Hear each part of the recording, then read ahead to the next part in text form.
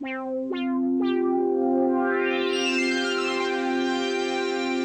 for this program is provided by Annenberg CPB to advance excellent teaching.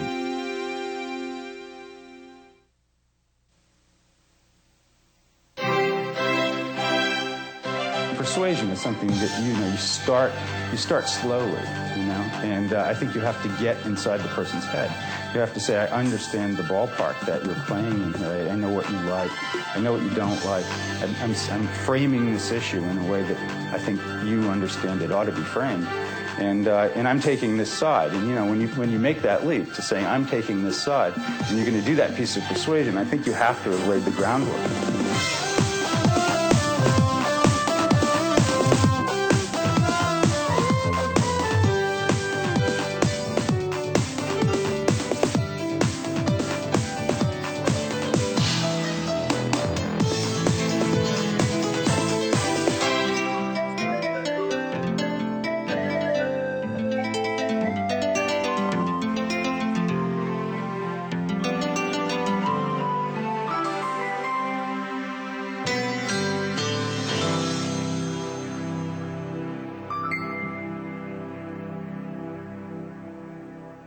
Writing to cause social action, to persuade others to change their thinking, buy something, or do something that affects the world, is an important skill that's related to the formal academic argument.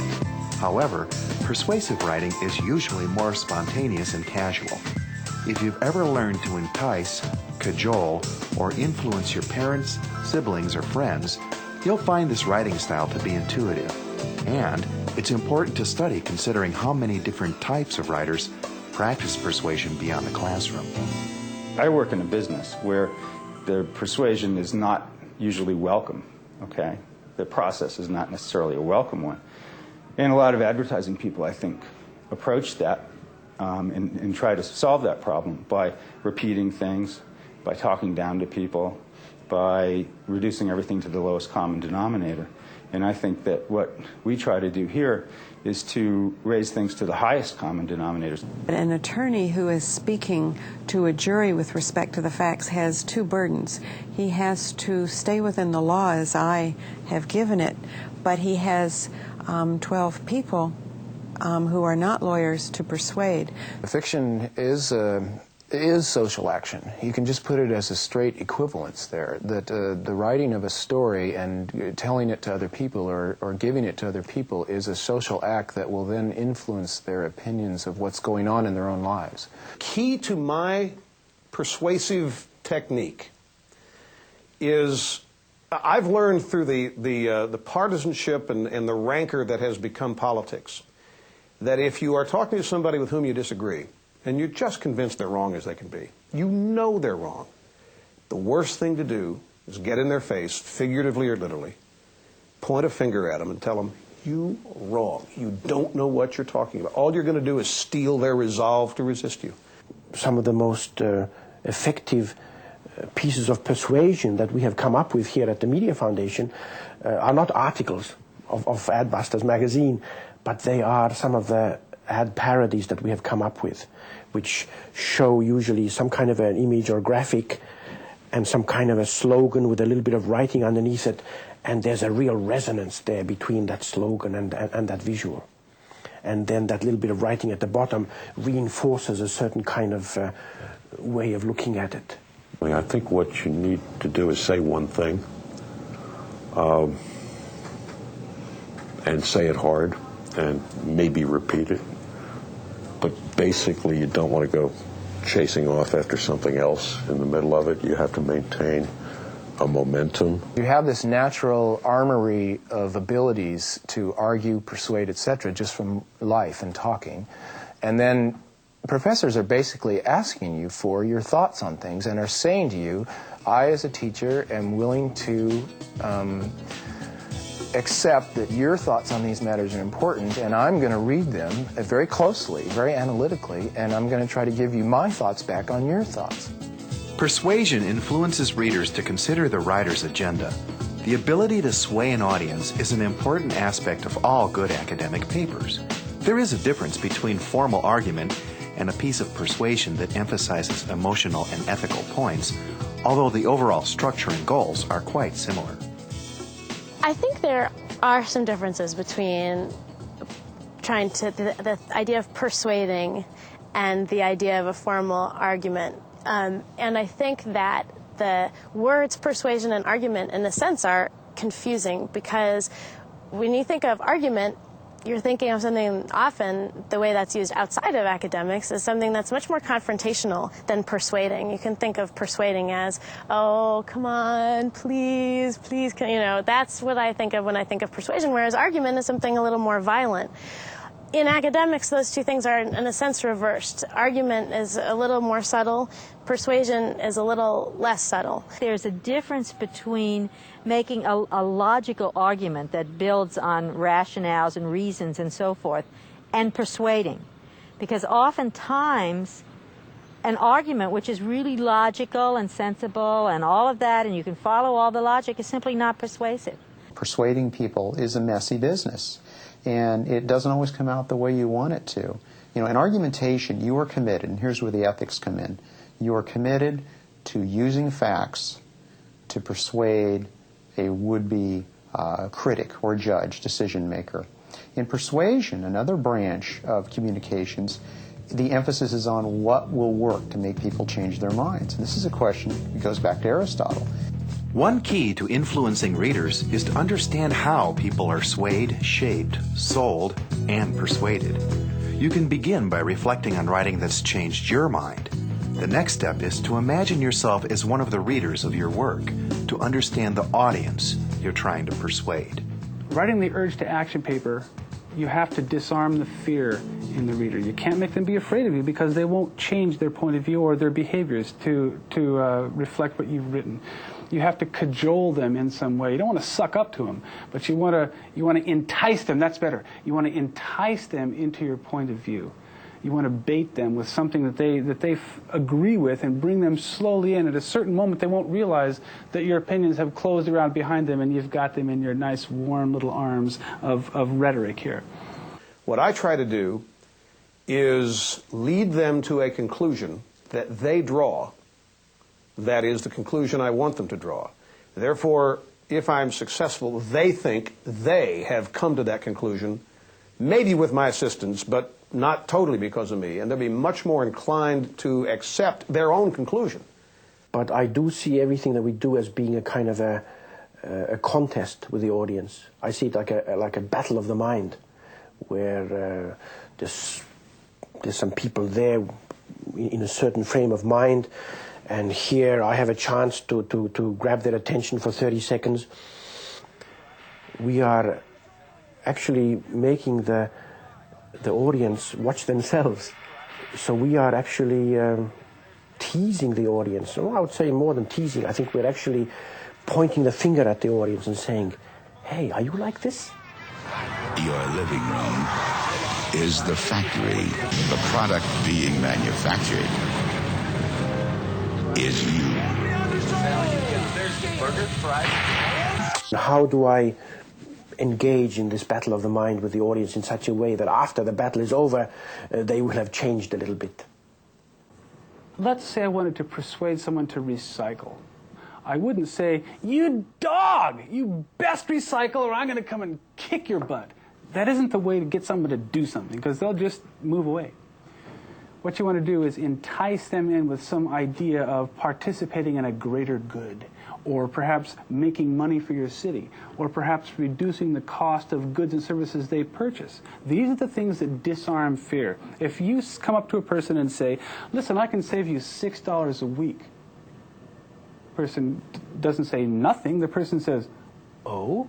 But if you say, you're losing $6 a week, you toad, that person's not going to listen to you at all. So you have to persuade them to adopt your point of view by saying, look, it's better for you if you adopt my point of view. You can do whatever you want, but it's better if you listen to me.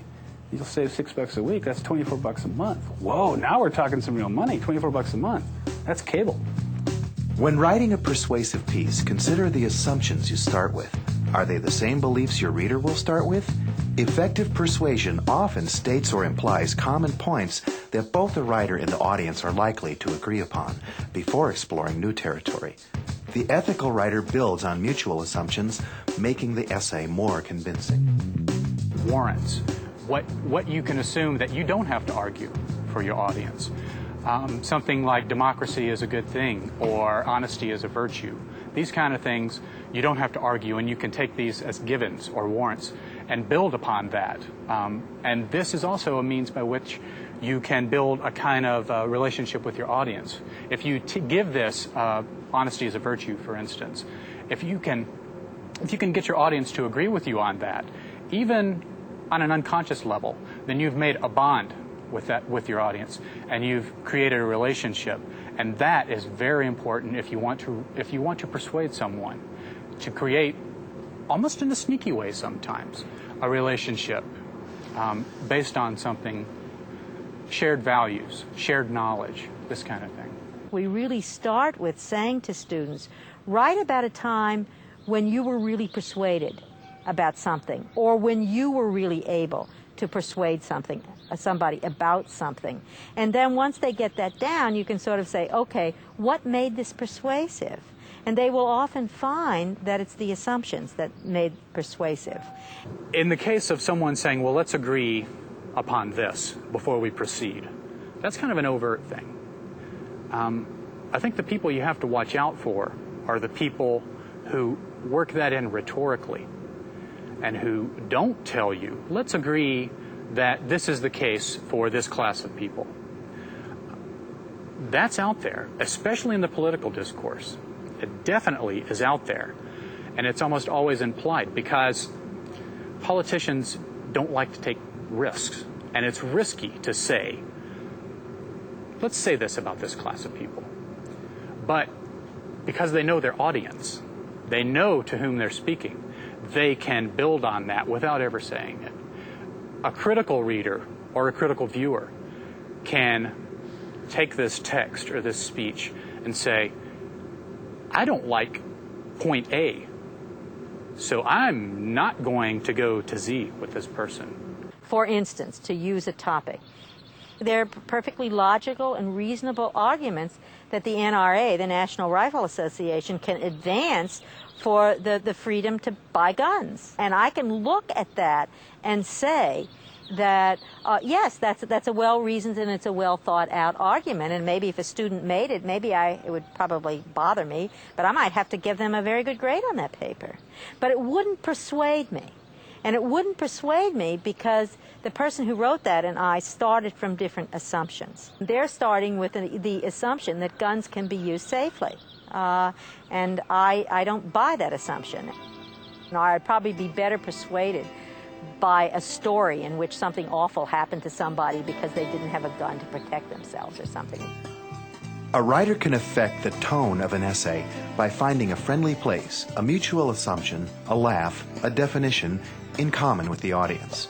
This tone can be angry, too, if the writer is trying to prove an unfair action demands change. A writer sells himself not only by virtue of fluency and correctness, but by virtue of an accessible tone around the writing. Any person who comes up to you in an argumentative way, you're immediately defensive. Say, hey, listen, you're argumentative right now. I'm going to keep you at arm's length. I think humor is really an incredible vehicle to make your point, and also a very effective weapon in the fight for whatever you're fighting for. In part because it's hard for people that you're going after to respond to ridicule. I mean, this is something actually we learned back in grade school. You know, if someone is laughing at you, how do you respond to that? How do you make a response? And so if I can get people laughing at General Motors, they don't know how to respond to that.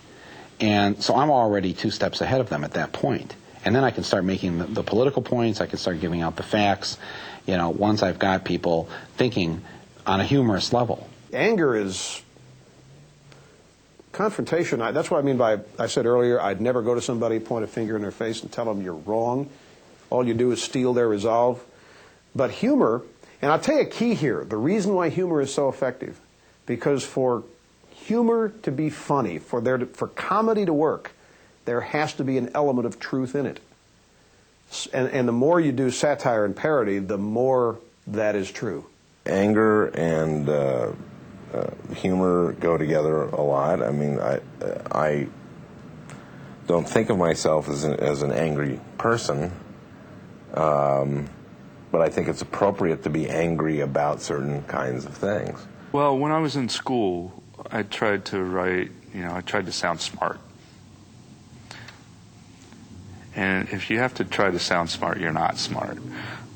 The stuff I get positive feedback about is I try to have a conversational tone in my stories, especially local stories dealing with the local city council and local people. I'm writing as if I'm speaking to someone, and I try to say what's going on. The writer has to affect an accessible tone. Now, sometimes humor can be good. Sometimes just pure informational can be good. Sometimes mildly miffed, instead of argumentative, mildly miffed can be good. Indignant can work.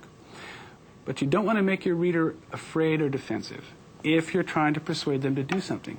So every word you choose has to form a foundation of this accessible, not necessarily friendly, but at least accessible and non-threatening tone if you want to persuade them.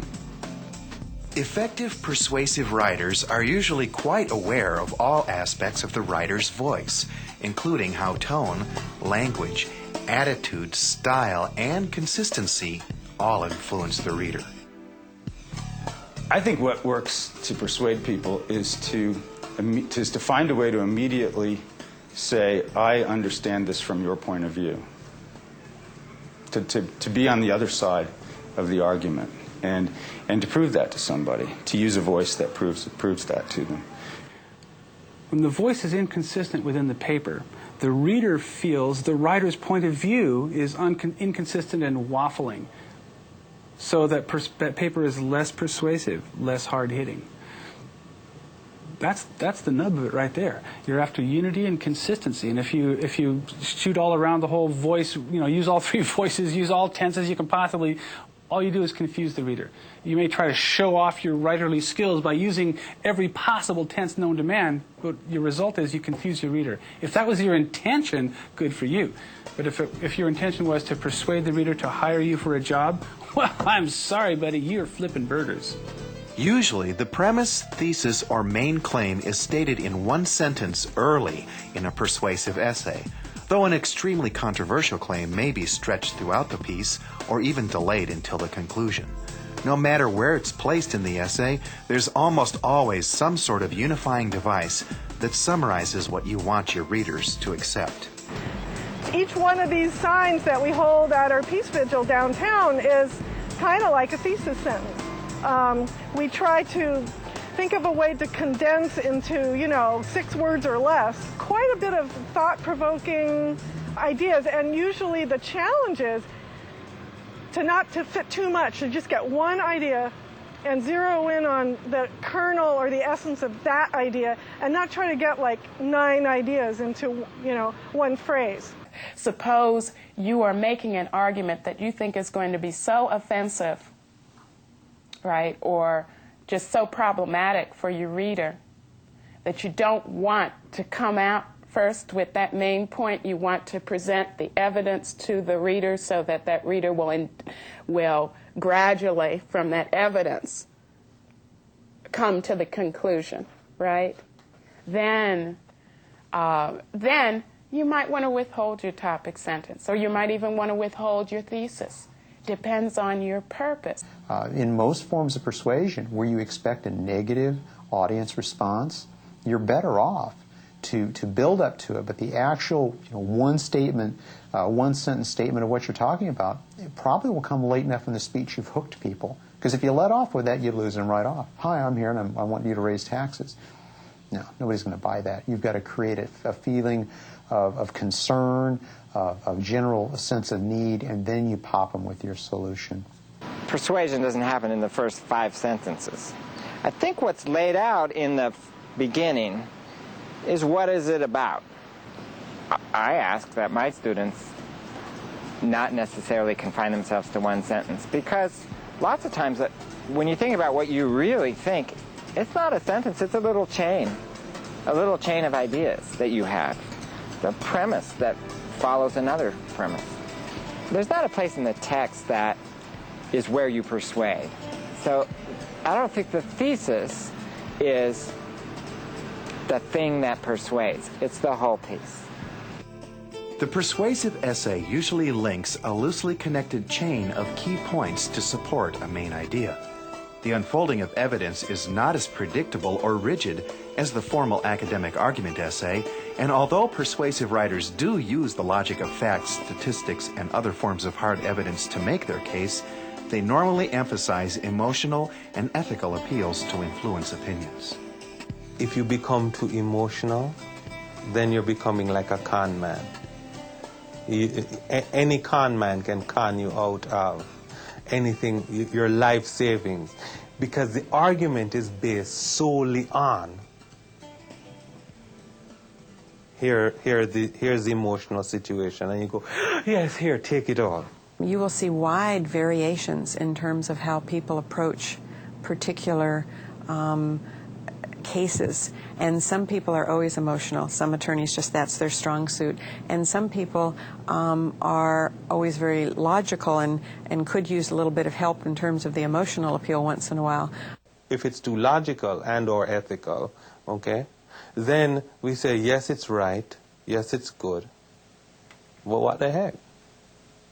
There is no emotion behind it. So there has to be this blend of all three, you know, bringing in the ethics. Is this right? Is this a right action? How do you define what is right? Aristotle talked about the credibility of the speaker, the emotions of the audience, and the actual substance of the speech. And those are still the things we look for. You know, thousands of years hasn't dulled that truth. Set up the basis for how are you going to judge this action. What is the basis of your ethics? Okay. Then prove it logically. Now, after you've proven it logically, okay, using your value system, you know, using your own value system, you're going to move along the line. And then the passion comes in. Show it to me. Advertising executive Jeff Goodby, known for his award-winning Got Milk commercials, practices a style of writing that's considerably different than composing a persuasive essay for an English class. However, notice how the principles of persuasion used in advertising are parallel to every key point made so far in this program. We have these people that are called strategic planners, and they don't do anything except go talk to people that in the end are going to be the ones that we have to persuade. And we talk to them about the way that they see the world, the way that they see this particular product fitting into the world. Maybe it doesn't fit into the world. And we learn about the parameters of what they can, what will they believe? When we tell them something, what will they believe? But it is all about assuming a tone of voice that the viewers go, this is true. To presume that people have a sense of humor, you know, to presume that they're going to get this, to presume that they're intelligent enough to be able to follow this argument and have fun with it. And I think that, you know, that gets them on your side so that when a piece of persuasion starts to occur, when you suggest something that you might want to suggest, they're more open to it then, you know. We spend a lot of time, like, talking to people before we make a commercial to address them. And we sort of find out the vocabulary that they use to talk about that subject. And eventually, I think we narrow everything down to have a single, simple thesis sentence to work with. And I think that part of the job and part of the reason why we come up with that single strategic sentence is to get people excited and keep them focused. Good persuasion is logical and emotional at the same time, and I think that, you know, the logical part is really, in many cases, the easiest part. You know, the hard part is the emotional part, and the way that you get listened to is the emotional part. You know, you have to get somebody's attention. You have to lead them through it, and you know, you can't just lead them through it through their head. You have to lead them through it through their heart too. And it's the emotional part, I think, of advertising that really makes it work. You know, the funny part. And those are the things that really persuade, and they have to be emotional to persuade. Ultimately, a writer must decide why he or she is writing a persuasive paper. Often the purpose is to cause some sort of social action to make the world a better place. Persuasion can also be used to lure customers to spend money, urge voters to cast a ballot, or merely make the readers think. If when I finish my radio career, if they write an epitaph or if some historian judges my achievement, if somebody were to say, he opened more people's minds and allowed more people to end up thinking for themselves rather than accepting whatever is presented to them in the media, in a textbook, wherever, then that would be the greatest thing I would think I could accomplish. You know, where the development's going, is such and such road going to be 4-lane? Is it going to be a bike path? Is it going to, you know, and these are things that affect people day to day. And I'm trying to show that there's an ideological or a political context to all that. And if the reader, you know, over time understands that, then they're more apt to be involved politically, one way or the other. I mean, they don't necessarily have to agree with my take on it, but I think that they'll see that their vote actually is very important in terms of how it affects their own life. The more we explore the world, the more we, and other cultures, the more we understand that there are many truths in this world of ours. That's what makes it such a wonderful place to explore. And if we can work with others to identify those truths and to come to some mutual understanding of the benefits of different positions and different ways of solving problems, we might actually be able to solve some of the major problems that confront our world today. That would be an accomplishment.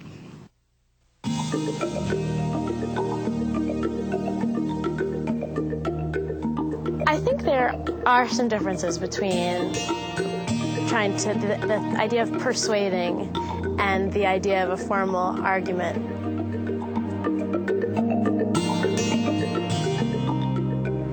Good persuasion is logical and emotional at the same time, and I think that, you know, the logical part is really, in many cases, the easiest part. You know, the hard part is the emotional part.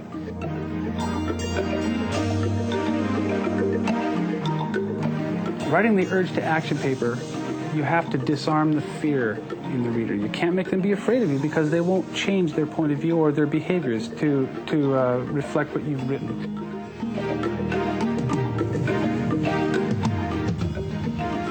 What you need to do is say one thing and say it hard and maybe repeat it. But basically, you don't want to go chasing off after something else.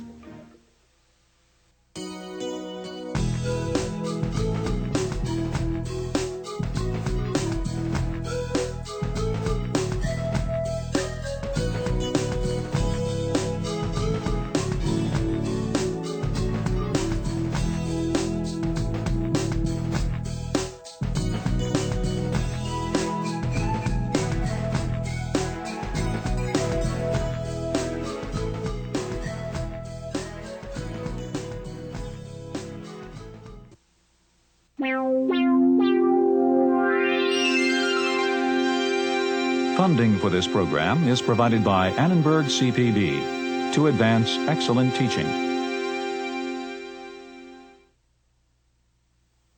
For information about this and other Annenberg CPB programs, call 1-800-LEARNER and visit us at www.learner.org. This is PBS.